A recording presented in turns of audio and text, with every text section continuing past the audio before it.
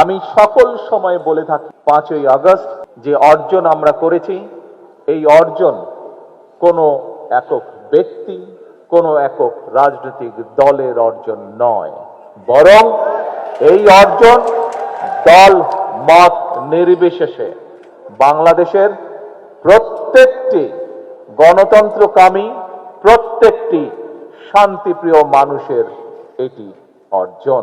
এই অর্জন করতে গিয়ে আপনাদের যারা উপরে বসে আছেন, এপাশে যারা বসে আছেন আমার হাতের ডান দিকে, তারা হয়তো দেখতে পাচ্ছেন, নিচে যারা বসে আছেন তারা প্রত্যেকে যদি আপনাদের ডান দিকে তাকান দেখবেন একটি ব্যানার আছে, ব্যানারে লেখা আছে জুলাইয়ে শহীদ হওয়া সর্বকনিষ্ঠ ফুলগুলো। জাতিসংঘের হিসাব অনুযায়ী 65 জন শিশু সেদিন শহীদ হয়েছে। এই বাচ্চাগুলো শহীদ হয়েছিল, তাদের কি কোনো অপরাধ ছিল?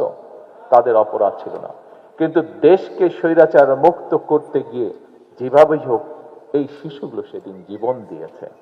এইরকম এখানে স্বরাষ্ট্রমন্ত্রী উল্লেখ করে গিয়েছেন যে জাতিসংঘের হিসাবে প্রায় 1400 মানুষ সেদিন শহীদ হয়ে। সেই উত্তাল দিনগুলোতে যতটুকু সম্ভব হয়েছে আমার পক্ষে, আমি যতটুকু বিভিন্নভাবে শত বাধা বিপত্তির মধ্যেও বিভিন্নভাবে খোঁজ করছিলাম আমার নেতাকর্মীদের মাধ্যমে, এই রাকিব সেদিন সেখানে ছিল।